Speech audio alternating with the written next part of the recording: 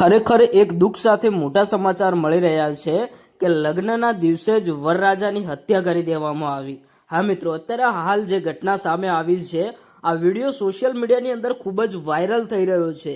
જે દિવસે ભાઈ વરરાજાના લગ્ન હતા એ દિવસે જ આ વરરાજાને ગોળી મારીને હત્યા કરી દેવામાં આવી। આખરે આ વરરાજાની હત્યા કરી તો કરી કોને?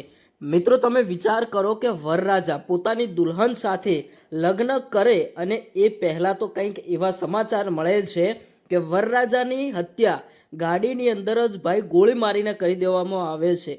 જેવા ભાઈ વરરાજા પોતાના ઘરેથી લગ્ન કરવા માટે ગાડીમાં બેસીને નીકળ્યા, રાતનો સમય હતો અને અચાનક તમે વિચાર કરો કે બધી ગાડીઓ રોડ રસ્તાઓ ઉપર જતી હતી અને વરરાજાની ગાડીની અંદર ભાઈ એવું તો શું થયું કે વરરાજાની જ હત્યા કરી દેવામાં આવી? શું ખરેખર આ હત્યા કોને કરાવી? આ પણ સવાલ ઊભો થયો છે।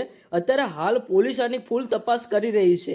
બિચારા પરિવારની અંદર એક ખુશીનો માહોલ છવાયેલો હતો અને અચાનક કંઈક એવા સમાચાર મળે છે કે વરરાજાની હત્યા કરી દેવામાં આવી। મિત્રો, આ વિડીયો વાયરલ થતા હવે તમારું શું કહેવું થાય છે? શું ખરેખર આ હત્યા કોને કરાવી હોઈ શકે છે? ઘણા બધા લોકો એવું કહે છે કે આ વ્યક્તિનો હાથ હોઈ શકે છે, ઘણા બધા લોકોએ એવું પણ કહ્યું કે દુલ્હનનો હાથ હોઈ શકે છે, પણ મિત્રો આની હજુ સુધી કોઈ પુષ્ટિ થઈ નથી। આવનારા સમયની અંદર કોઈ પણ નવા અપડેટ મળશે તો આપણે તમને બતાવતા રહીશું। પણ અત્યારે હાલ જે પરિવાર ઉપર ભાઈ એક ખુશીનો માહોલ છવાયેલો હતો એ માહોલ ભાઈ મિનિટોની અંદર એક દુઃખનો પહાડ છવાઈ ગયો। હવે આ ઘટના વિશે તમારું શું કહેવું છે? બે શબ્દો કોમેન્ટની અંદર જણાવતા જજો અને આવનારા સમયની અંદર આવી ઘટના કોઈની સાથે ન બને એ માટે ભગવાનને એક સારી પ્રાર્થના કરતા જજો।